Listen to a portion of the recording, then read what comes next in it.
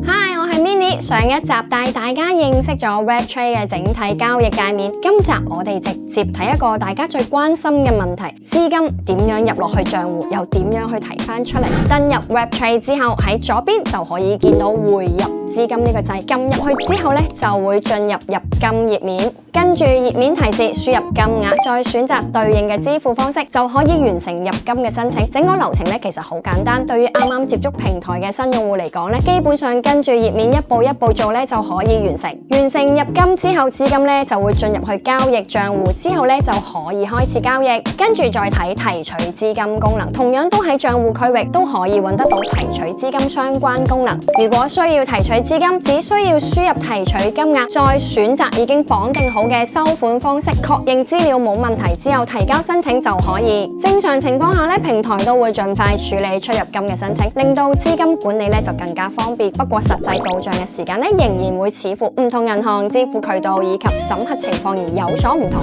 整體嚟講 ，WebTrade 嘅資金管理功能設計得好直觀，即使係第一次接觸交易平台嘅新手都可以好快熟悉整個操作流程。咁樣我哋就完成咗 WebTrade 嘅基礎功能介紹，我哋下一集再見，拜拜。